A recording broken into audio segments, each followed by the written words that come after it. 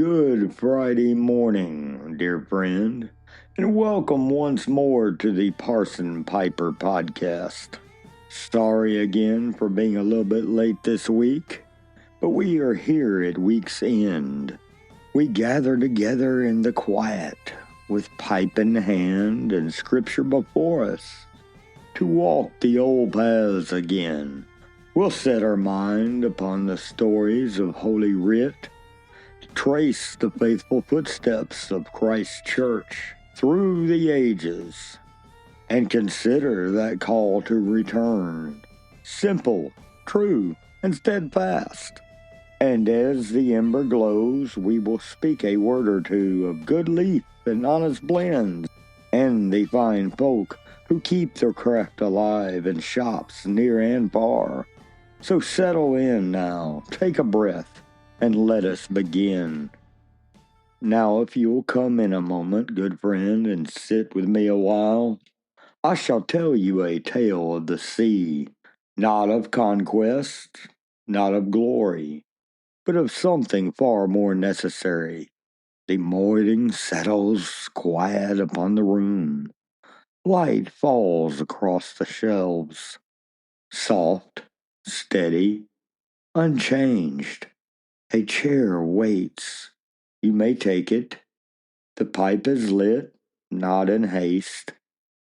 The smoke rises slowly as though it has nowhere else it needs to be. And for a moment, nothing is said. Because what we are about to consider is not something a man rushes into. Welcome to the Parson Piper podcast. If you have a pipe near in hand, you may take a moment, pack it slow, tamp it down, and light it if you are so inclined, not because the pipe matters itself, but because the slowing down does. Come now, sit a spell. There are places along the coast where the land itself seems uncertain, where what appears firm gives way without warning, where the sea does not merely move, but takes. Now, among such places, there stands a light, off the coast of Cape Ann, on a stretch of rock that has taken more ships than it has welcomed. There stands two lights, the twin lights. They were built because one was not enough, because sailors could not tell where they were by a single beam alone, and where twos were set to give distinction, to say clearly, "You are here." Now understand this. Those lights were not placed for beauty. They were placed because men were dying. Ships broken, crews lost. Not because the sea was unknown, but because in the storm a man could not tell where he stood. And so the light was raised, not to move, but to remain. Now consider that. Because the light does not come to the ship must come into alignment with the light. Now let us turn to another shore. Along the coast of Cape Hatteras, where currents meet and shift beneath the surface, there stands another light, tall, unmistakable, a black and white spiral set against a restless sea. They call that stretch of water the graveyard of the Atlantic. Thousands of ships gone, not always from great storms, but from hidden shoals, shifting sands, unseen danger. And so the lighthouse was built, not to calm the sea, but to reveal what could not be seen. Now, this is where we must think carefully, dear friend, because many misunderstand what the light is for. It is not there to remove danger, it is there to show it, and more than that, to show the way through it. Now let us turn to the Word. In John 8:12, Christ says, "I am the light of the world. He that followeth me shall not walk in darkness, but shall have the light of life. Now that is not a poetic statement alone. It is a claim. I am the light, not a light, not one among many, the light. Now consider what that means. A lighthouse does not argue with the storm. It does not chase the ship. It does not adapt itself to the sea. It stands, unmoving, unchanging, and in that it gives direction. Now, this is where the world begins to press in, because we are told truth must move, belief must adapt, faith must change with the time. But a moving light is no light at all. If the lighthouse shifts with the tide, it cannot guide. Now, Christ does not shift. He does not adjust to the storm. He does not soften himself to match the darkness. He remains. And because he remains, he can be followed. Now consider another word. In Psalm 27:1, the Lord is my light and my salvation. Whom shall I fear? Now notice, light removes fear, not by removing danger, but by removing uncertainty. A man can face the storm if he knows where he is going. Now let us return to the sea. A ship in darkness, without reference, without direction, is not merely lost. It is in danger of destruction, not because the sea is evil, but because it is indifferent. Now, this is where many find themselves today, not in open rebellion, but in quiet drifting, no fixed point, no steady light, only movement, only change, and they call it freedom. But it is not freedom, it is exposure, because without a fixed light, there is no way to know where you are. Now consider Hebrews 6, verse 19, which hope we have as an anchor of the soul. Now, an anchor and a lighthouse serve the same end. One holds you in place, the other shows you where to go, and both require something: trust. Now let me speak to you plainly. What is your light? What do you align your life to? Because if it moves, you will move with it. And if it changes, you will not know where you stand. Now Christ does not move, and that is why he can be trusted. Now think again of Cape Hatteras. The storms come, the waves rise, the currents shift beneath the surface, but the light remains, and men who trust it live, not because the sea changed, but because they followed something that did not. Now this is the call, not to admire the light, but to follow it. Now, as you sit here a moment longer before the day begins, consider this carefully. Have you been trying to make the light move to match where you are?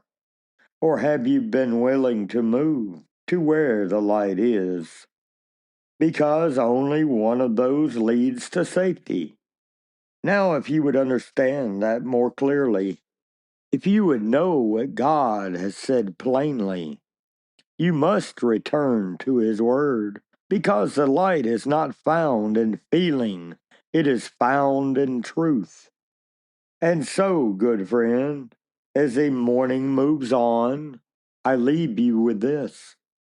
The storm will come, the sea will not settle for your sake, but there is a light that does not move. Follow it, and you will not be lost. And before you rise, if you will allow me just a little longer, there is one more matter worth considering. We're going to move into some other matters, still keeping with Scripture, but if you need to leave or want to leave, you are free to do so.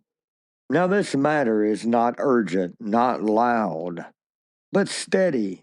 The pipe has remained lit while we've spoken, not hurried, not pressed, only tended.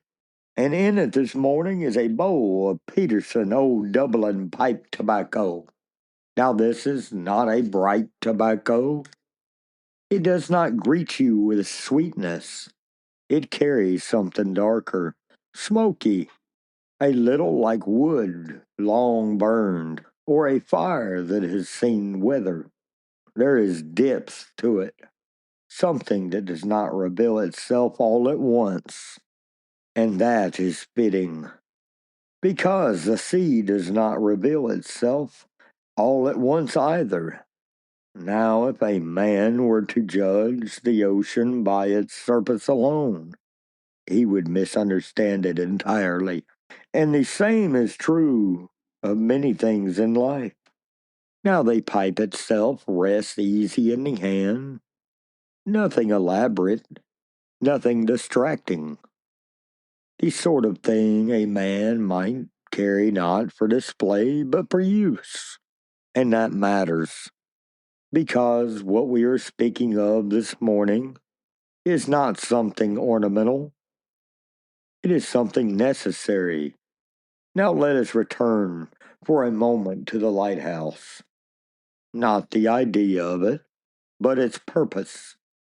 A lighthouse is not built where the sea is safe.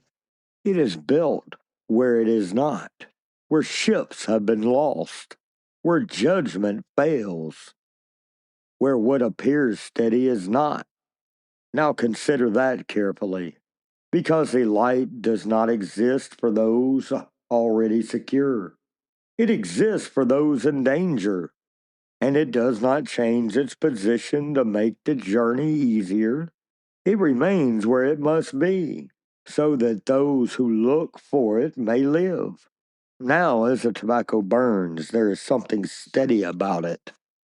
No sudden flare, no sharp turn, just a quiet, consistent presence. And it is not unlike what the light must be, because if the light flickers, if it shifts, if it changes with the wind, then it ceases to guide. Now, this is where we must be honest. There are many voices in the world today that offer direction, many lights, many claims, and yet, if they move, they cannot guide. If they change, they cannot be trusted. Now, Christ does not move. That is what makes him the light. Not merely that he shines, but that he remains.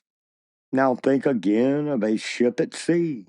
A storm rises, the waves break, the light gives no clarity, and in that moment a man at the helm is not looking for many lights. He's looking for one that is fixed, one that tells him not where he feels, but where he is. Now, this is where many go wrong. They look inward for direction. They trust feeling. They follow preference. But feeling shifts. Preference changes. And what is followed must be stronger than that. Now, the scripture says, I am the light of the world, John 8:12. Now, that is either true or it is not.